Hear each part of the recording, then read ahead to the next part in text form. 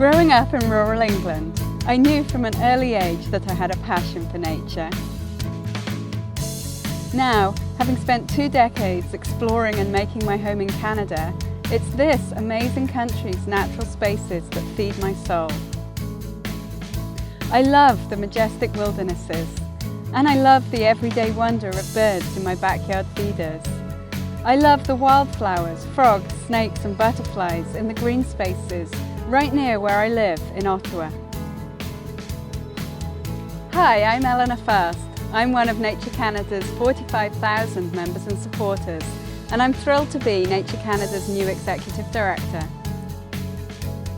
This year marks our 75th anniversary.